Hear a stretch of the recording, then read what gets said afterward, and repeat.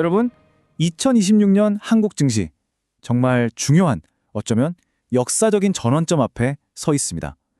지금 미국에서 불고 있는 AI 혁명의 거대한 파도가 우리에겐 엄청난 기회가 될까요? 아니면 우리는 그저 강 건너 불구경하듯 지켜만 보게 될까요? 오늘 이 질문에 대한 답을 한번 같이 찾아가 보시죠.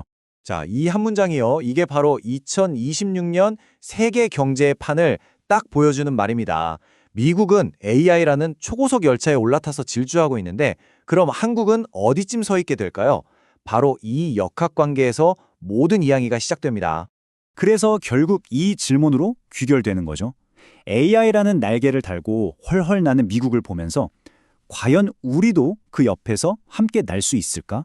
이게 어쩌면 엄청난 기회일 수도 있고 반대로 진짜 큰 위기가 될 수도 있는 거거든요. 지금부터 본격적으로 한번 파헤쳐 보겠습니다.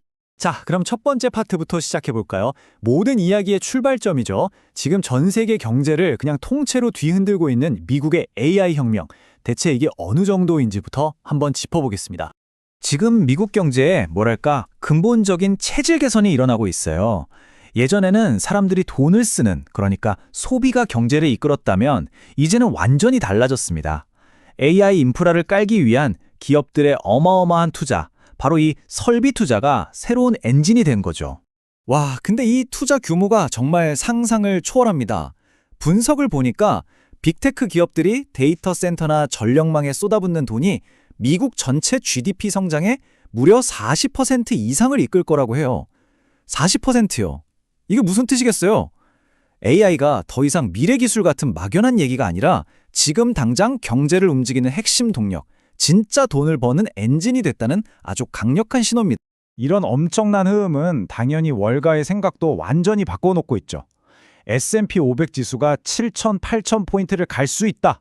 아니, 예전 같으면 정말 상상도 못할 예측이 막 나오고 있거든요. 근데 중요한 건 이게 그냥 거품이다라고 보는 게 아니라는 점이에요.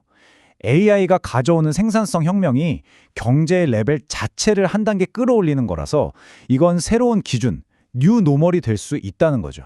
자, 그럼 미국이 이렇게 잘 나가는 게 우리한테는, 한국한테는 도대체 어떤 의미일까요? 바로 여기서부터 기회와 위기라는 두 개의 시나리오가 팽팽하게 줄다리기를 시작합니다. 핵심은 딱 이 두 가지로 갈립니다.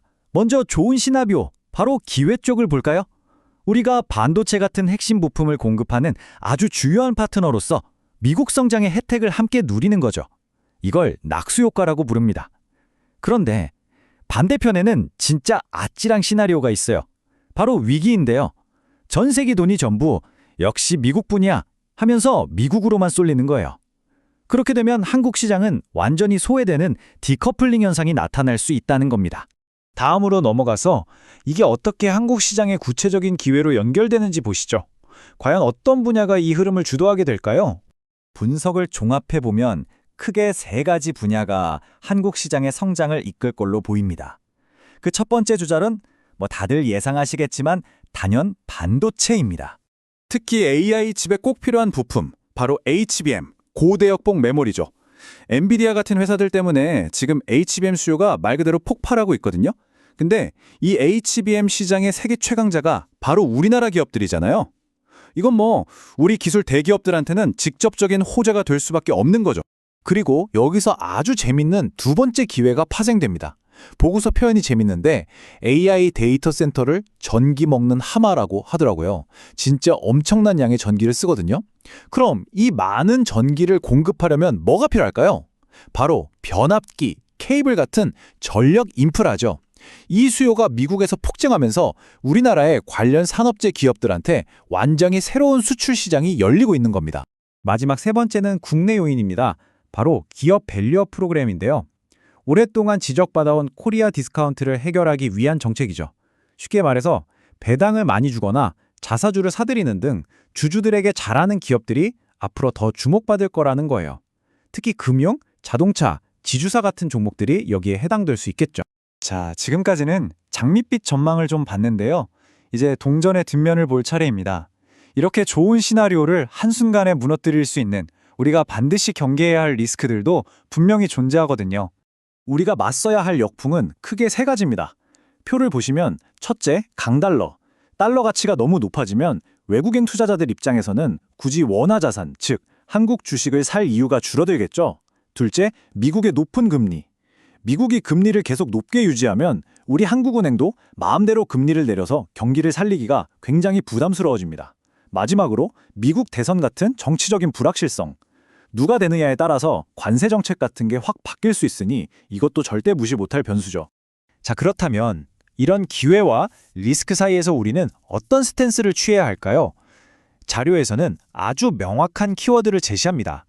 바로 압축과 선별입니다.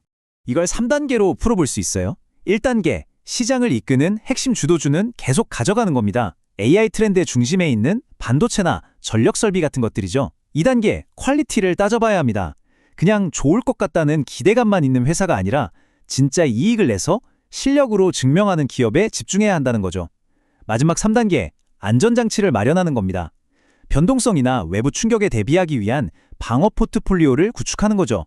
방금 3단계에서 나온 바벨 전략이라는 말이 좀 생소하실 수도 있는데요. 아주 쉬워요. 우리 헬스장에서 드는 역기, 바벨 아시죠? 그거 생각하시면 됩니다. 양쪽 끝에 무거운 원판을 끼우잖아요. 포트폴리오도 그렇게 짜는 거예요. 한쪽에는 반도체처럼 폭발적인 성장 가능성이 있는 주식을 담고 다른 한쪽 끝에는 금융주나 통신주처럼 안정적으로 배당을 주는 방어적인 주식을 담아서 균형을 맞추는 전략입니다. 자, 지금까지 살펴본 기회와 리스크, 그리고 투자 전략까지 만약 이 모든 파도를 성공적으로 넘어선다면 한국 증시는 과연 어떤 미래를 맞이하게 될까요? 여기서 우리는 아주 궁극적인 질문 하나와 마주하게 됩니다. 바로 코스피 5000이라는 목표입니다.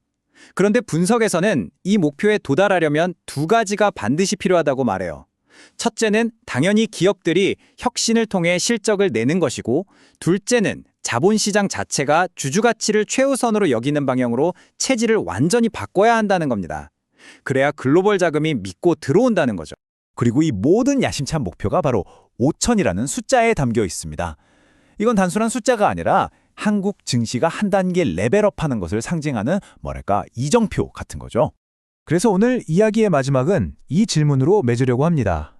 과연 2026년 우리 한국 증시는 지긋지긋한 박스피라는 오명을 드디어 벗어던질 수 있을까요? 오랜 정체를 깨고 새로운 성장 시대로 들어가는 그 첫 해가 될 수 있을까요? 이제 그 답을 찾아야 할 시간입니다.